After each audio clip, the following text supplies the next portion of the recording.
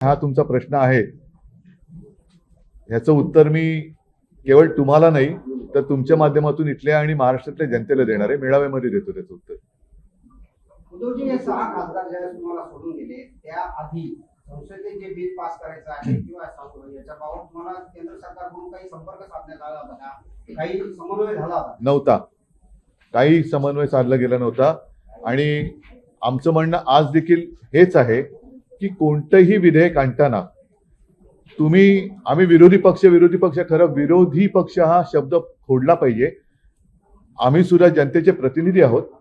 कोणे एकेकाळी आम्ही सुद्धा तुमच्या सोबत होतो तेव्हा आम्ही देखील सत्ताधारी होतो आणि जनतेचे प्रश्न मांडण्याचा अधिकार हा जनतेने आम्हाला दिलेला आहे, घटनेने आम्हाला दिलेला आहे. कोणतेही विधेयक आणण्यापूर्वी तुम्ही जरा एका सभागृह म्हणजे लोकसभेचं नाही, ते फार मोठं आहे, पक्ष नेत्यांना बोलवा, पक्षाच्या संसदीय गटाच्या नेत्यांना बोलवा, तुम्ही समजून सांगा, आमच्या काही सूचना असतील, आमचे काही आक्षेप असतील त्याचा विचार करून. कारण शेवटी तुम्ही सत्तेत आज आहात, उद्या आम्ही असू, तेव्हा तुम्ही विरोधी पक्षात असाल, कदाचित आणखीन काही असेल, तर तेव्हा आपल्या सगळ्यांसमोर देशहित हे महत्वाचं असलं पाहिजे. आणि त्याच्यामध्ये काही आक्षेप असतील, काही सूचना असतील, काही सुधारणा करायच्या असतील, करा ना. त्याला जोडून एक प्रश्न आहे, जसं शरद पवारांनी मोदी शहा त्यांच्याशी एक चांगले संबंध ठेवले, तसं तुम्हाला वाटतं की एक चांगले संबंध असावे? काय त्यांना जे जमतं ते सगळंच मला जमतं असं नाही.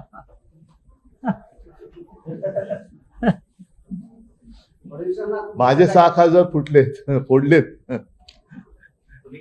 काल म्हटले होते की फडणवीसांचे पंख छाटले जात आहेत, फडणवीसांचे पंख छाटले जात आहेत, त्यावरती एकनाथ शिंदे म्हणतात की उद्धव ठाकरेंना त्यांच्यावरती जास्त प्रेम आलंय, कृष्णा मावशीचं ते प्रेम आहे. फडणवीसांना पण तुमची काळजी वाटते? कोणाला? फडणवीसांना. मी शहा सेनेबद्दल काही बोलू शकत नाही, इच्छित नाही, कारण ती शहा सेना आहे, मिंदेची शहा सेना. एसनशी हा गट जो आहे, एसनशी हा गट हा शहा सेना आहे. त्याच्यामुळे गद्दार सरदाराबद्दल मी काय बोलू शकत नाही, बोलू इच्छित नाही, कारण बोलण्याचे ते लायकीचे नाहीयेत. मला देवेंद्र फडणवीसांची मनापासून काळजी वाटते. म्हणजे हे उगाचच कोणाला वरवरचं वाटेल असं नाहीये. एखादा महाराष्ट्रातला माणूस पंतप्रधान पदाचं स्वप्न पाहत असेल तर त्याच्यामध्ये गैर काही नाहीये. मागे मी आपल्याला उदाहरण दिलं होतं की नितीन गडकरींचं नाव तसं घेतलं जात होतं. आता देवेंद्र फडणवीस एक चांगला चेहरा म्हणून सगळ्यांसमोर दिसतोय. नितीन गडकरींना संघाचाही पाठिंबा होता, मात्र त्यावेळेला त्यांना कारण नसताना सगळं बदनाम करण्यात आलं. आता सुद्धा मला असं वाटतं की देवेंद्र फडणवीसांना संघाचा पाठिंबा आहे असं माझ्या कानावर आलं.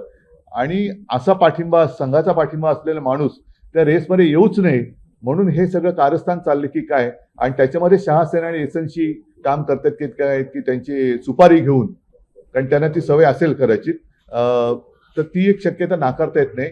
म्हणून मी चेष्टा मस्करी करत नाही, मला देवेंद्र फडणवीसांच्या करिअरची काळजी वाटते. थांबा एका मराठी माणूस पंतप्रधान होत असेल तर त्याच्यात चूक काय. मी तुम्हाला आणखीन एक आठवण सांगतो. नरसिंहराव जेव्हा पंतप्रधान झाले त्याच्या आधी ते रामटेकमधून निवडणूक लढवायचे, महाराष्ट्रामधून. परंतु जेव्हा ते पंतप्रधान झाले त्यावेळेला ते खासदार नव्हते. त्यांनी निवडणूक लढवण्याचा निर्णय घेतला आणि ते आंध्र प्रदेशात गेले, नंद्याळ. आणि त्यावेळेला NT रामाराव हे कट्टर काँग्रेस विरोधक हे मुख्यमंत्री होते. त्यांनी भूमिका अशी घेतली की माझ्या आंध्राचा माणूस प्रथम पंतप्रधान होतोय, मी त्याच्या विरुद्ध लढणार नाही. आणि जर मी विसरलो नसेन तर जवळपास 5.5 लाखाच्या मताधिक्याने नरसिंहराव विजयी झाले होते. जर इतर राज्य, इतर प्रांत त्यांच्या अस्मितेचा अभिमान बाळगत असतील तर महाराष्ट्राचा अभिमान का बाळगू नये. आणि अशा वेळेला महाराष्ट्राच्या अस्मितेवरती जर का अशा फोडाफोडीने घाला घालण्यात येत असेल तर मग मला असं वाटतं की संपूर्ण महाराष्ट्राने एकवटलं पाहिजे. देवेंद्र फडणवीस मुख्यमंत्री आहेतच,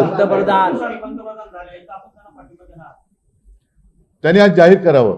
कारण काय, हे महाराष्ट्राचा कोणी मराठी माणूस पंतप्रधान व्हावा, गद्दार सोडून.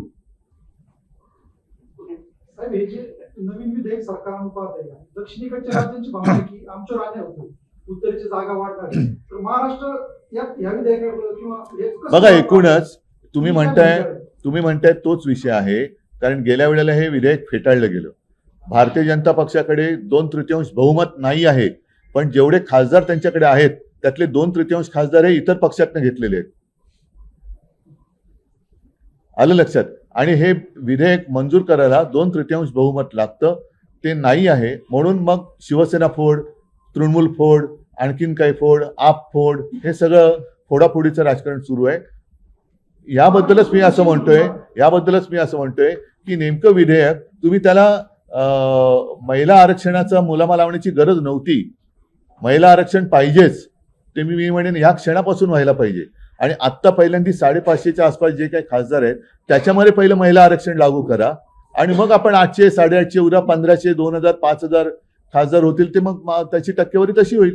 पण डिलिमिटेशन करताना तुम्ही जो काही क्रायटेरिया लावताय त्याच्याबद्दल देशातील सर्व प्रमुख पक्षाच्या नेत्यांनी एकत्र बोलून काय होणार आहे. कारण शेवटी हा विषय उत्तर आणि दक्षिण नाहीये, संपूर्ण देशाचा विषय आहे. त्याच्यामुळे संपूर्ण देशाचं मत हे विचारात घेणं हे अत्यंत गरजेचं आहे. केवळ फोडाफोडी करून 2/3 झाले आणि उद्या समजा आपण म्हणताय की उत्तरेचं प्राबल्य राहील आणि उत्तरेच्या राज्याने असं म्हटलं की आम्हाला मग आता मोदी सुद्धा बाहेरचे आहेत, मोदी सुद्धा नको, मग काय कराल. तर त्याच्यासाठी जरा सगळ्यांनी विचार विनिमय नीट करायला पाहिजे आणि मग आपण निर्णय घेऊ ना. देशहिताचा जो निर्णय असेल त्याच्यासोबत आम्ही आणि सगळेच पक्ष राहणारच आहेत. उद्धवजी, समारोप होतो आहे. 6 खासदार तुम्हाला सोडून गेले म्हणून आज नवरात्री आज समारोप व्हायचा आहे. मात्र ही जी पक्षाची स्थिती झाली आहे त्या काय स्थिती झाली. आज अनेक लोक सोडून गेले, अनेक लोक नाही गेलेले. तुम्ही दौरा कव्हर केला असतात. मला असं वाटतं की तुम्ही म्हणजे मी कुचेष्टेने म्हणत नाहीये, तुम्ही स्थानिक पत्रकार आहात, पण जे माझ्यासोबत मुंबईवरून फिरतायत आणि तुमच्याच माध्यमातून जे काही चित्र राज्यभर देशभर गेलेले आहे, तुफान प्रतिसाद आहे. उलट जे गेलेत त्यांच्या गद्दारीमुळे संतापलेले लोक पुन्हा नव्या एका त्वेषाने आणि जिद्दीने कार्यरत झालेले आहेत. काही त्यांना कंटाळून गेलेली लोक परत आलेली आहेत. काल काही जणांचा प्रवेश झाला, काही मला येऊन भेटले आणि मला म्हणाले की साहेब आम्ही यांना त्रासून गेलो होतो, आम्ही परत आता सक्रिय होतोय. त्याच्यामुळे पक्ष आणि शिवसेना दरवेळेला असा काही कोणी आघात करण्याचा प्रयत्न करतो त्यावेळेला अधिक जोमाने उसळून वरती येते. आणि तुम्ही बघितलं असाल की माझं सरकार पाडलं गद्दारी करून, 40 आमदार फोडलेले. त्याच्यानंतरच्या निवडणुकीत नवीन निशाणी जी 15 दिवस आधी फक्त मिळाली होती त्याच्यावरती आणि बाळासाहेबांचा चेहरा हा त्यांनी चोरला होता. त्याच्यामुळे थोडा संभ्रम झाला. कारण त्यांना मी असं म्हणेन, हा शब्द करायची कोणाला गैर वाटेल, पण बिनबापाचा पक्ष आहे तो. बिनबापाचा आहे, त्यांना बाप शोधावा लागतो, बाप बदलावा लागतो. एक दिल्ली ते तिकडे, एक तिकडे, असे त्यांना फोटो वेगळे वेगळे वापरावे लागतात. मी माझ्या वडिलांच्या फोटोच्या आधारावरती नवीन निशाणी घेऊन निवडणूक लढवली आणि 9 खासदार शिवसेनेचे निवडून आले होते. मागे 2 दिवसांपासून तुम्ही ऑपरेशन देवेंद्र म्हणताय, तुम्ही आता सुद्धा म्हणताय त्यांनी जाहीर करावं किंवा त्यांनी मत मांडावं की ते पंतप्रधान पदासाठी तयारी करत आहेत. आता जर का त्यांनी मांडलं की त्यांना तयारी करतायत तर मग तर राहतील का ते पक्षात. त्याच्यामुळे हाच तर धोका आहे. त्यांनी जाहीर करणं म्हणजे आत्ता जाहीर करणं म्हणजे त्यांनी आत्मघात करणं आहे. 2028 किंवा 19 ते जाहीर करतील. मग त्यावेळेला प्रश्न विचार, त्यावेळेला याचं उत्तर देईन ना मी. उद्धव ठाकरे तेव्हा पाठिंबा देतील का? मी 2028, 2029ला ते जेव्हा जाहीर करतील तेव्हा मी उत्तर देईन. पण महाराष्ट्राचा माणूस पंतप्रधान पदी जर बसणार असेल तर शिवसेना सोबत का नको राहिला. पण महाराष्ट्राचं म्हणून म्हटलं की गद्दार नाही. तुम्ही म्हणता की त्यांची मुख्यमंत्री पदाची सुद्धा पुढची धोक्यात येऊ शकते. कारण तुम्ही बघितलं असाल की मी तुम्हाला उदाहरणासकट सांगतोय. एक नितीन गडकरींचं उदाहरण दिलं, दुसरं मध्य प्रदेशमध्ये शिवराज सिंग चव्हाणांचं उदाहरण दिलं. तिकडे परिस्थिती कठीण असताना सुद्धा शिवराज मामा सगळे लोक त्यांना आता यांना जसं भाऊ भाऊ भाऊ चाललेले आहे तसं शिवराज मामा लोक आपणून म्हणत होते. आणि त्यांच्या लोकप्रियतेमुळे मध्य प्रदेश अनपेक्षितपणाने भाजपा जिंकलं. त्यांना असं वरती वाटायला लागलं की उद्या शिवराज मामा भाजप अध्यक्ष बनू शकतात, उद्या शिवराज मामा पंतप्रधान पदाच्या शर्यतीत येऊ शकतात. त्याच्यामुळे त्यानं वरती घेतलं आणि आज शिवराज सिंगचं नावही नाहीये. थोडापुढे यशस्वी होणारे एकनाथ शिंदे पुन्हा एकदा मुख्यमंत्री होतील असं तुम्हाला म्हणायचं. हा भाजपला धोका आहे. आणि आता संघाने ठरवायला पाहिजे की पूर्वी असं जे मानलं जात होतं की संघ ठरवेल तो भाजपचा मुख्यमंत्री किंवा पंतप्रधान होतो. आता संघाची तेवढी पकड ही त्यांच्यावर राहिले की नाही हे महत्वाचं आहे. आणि हे फोडाफोडीचं आणि गद्दारीचं राजकारण संघाला मान्य आहे का हा सुद्धा संघासमोर आणि संघाच्या कार्यकर्त्यांसमोर एक प्रश्न आहे जो कोणी बोलत नाही. उद्धवजी, फडणवीस विमान प्रवासामध्ये पूर्ण मला हातबल दिसते, परंतु मुख्यमंत्री असं म्हणतायत की ते एका कोपऱ्यात होते, मी एका कोपऱ्यात होतो. हाच प्रॉब्लेम झालाय.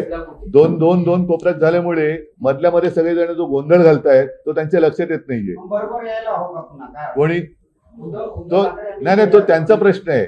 मी त्यांना असं वाटत असेल की मी त्यांचा शत्रू आहे, मी त्यांचा हितचिंतक आहे म्हणून मी ही गोष्ट त्यांच्या मनातली मन की बात मी करतोय. नाही, त्यांनी शुभेच्छा तुमच्या स्वीकारल्या, तुमच्या सदिच्छा त्यांनी स्वीकारल्या, ते धन्यवाद म्हणाले. तुम्ही जे म्हणताय तुमच्या दोघांमध्ये जे गोंधळ घालतायत ते बाजूला जातील, तुम्ही पुढाकार घेणार. बघा, त्या आम्ही मार्गदर्शक- आता हे माझ्याकडे हे नाहीये, शेवटी त्यांच्याकडे उपरवाली की मर्जी आहे.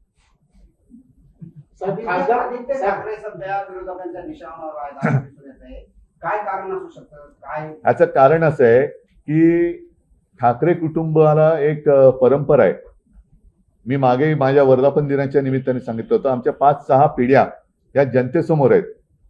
ह्यांना तर आधी वडिलांचा पत्ता नाहीये आणि पोराला खासदार आणि केलेलाच आहे, त्याला मंत्री करायचं आहे. म्हणजे सगळं काही आहे ते त्यांच्या पोराला मिळालं पाहिजे, त्यांच्या घराण्याला. ती घराणेशाही नाहीये.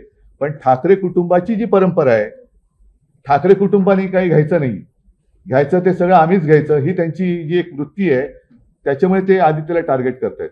पण त्यांच्या पोराचं कर्तृत्व काय म्हणून त्याला कोणी खासदार केला, काय करत होता तो, त्यांच्या घराण्यालाही ठाकरे घराण्यानेच आधार दिला आधार ना. दिलेला आहे. उद्धवजी, आज किंवा उद्यामध्ये केंद्रीय मंत्रिमंडळाचा टीएनटीचा पेपर फुटला पण विरोधी पक्ष काही रस्त्यावर येत नाही. मग मी कोण आलोय तुम्ही राजकारणासाठी म्हणजे काय, म्हणजे नाही रस्त्यावर विखेंचं म्हणणं आहे का महाराष्ट्रभर उद्धव ठाकरेंनी फिरण्यापेक्षा तो आत्मपरीक्षण करण्याची गरज पक्ष आहे. संघटनेकडे लक्ष असं कोण बोललं? राधाकृष्ण विखे त्यांचा कोणता पक्ष त्यांचा नेमका आत्मा कुठे आहे? त्यांचा आत्मा आज भाजपमध्ये, काल परवा आमच्याकडे होता, काल काँग्रेसमध्ये होता, उद्या कुठे त्यांनी आत्म कंट्रोल करावं, कारण त्यांचा आत्माराम कुठे कुठे फिरतोय. आत्मनियंत्रण करावं, त्यांचा आत्मा कुठे ते बघावं. उद्धवजी, केंद्रीय पक्ष मंत्रिमंडळाचा संघटनेत विस्तार काही बदल बदल करण्याची आवश्यकता वाटते का? तुम्ही हे सगळे आता महाराष्ट्र फिरता आहे, काही 3-4 असे महत्त्वाचे पक्ष संघटनेत बदल भाजपनी जरूर केले पाहिजेत आणि भाजपनी त्यांच्या जुन्या कार्यकर्त्यांना संधी दिली पाहिजे. उपऱ्यांना, गद्दारांना डोक्यावर जे आतापर्यंत भाजप उभे करण्यासाठी राबले, घरादारावरती निखारे ठेवले, असे भाजपचे कार्यकर्ते आज उपऱ्यांच्या चटया उचलतायत. त्याच्यामुळे भाजपनी पक्ष बांधणी, पुनर्बांधणी केली पाहिजे असं माझं ठाम मत आहे. उद्धवजी, केंद्रीय मंत्रिमंडळाचा विस्तार होईल केंद्रीय मंत्रिमंडळाचा विस्तार होईल अशी या काही नाही, म्हणून श्रीकांत शिंदे यांना मी तेच बोललो ना की लायकी नसलं तरी आपलं कार्ट मंत्री झालं पाहिजे, ही शहा सेनेच्या प्रमुखाची इच्छा आहे. त्याच्यामुळे शहा जाणे आणि ते जाणे आणि देवेंद्र जाणे आणि भाजप जाणे. चला, धन्यवाद.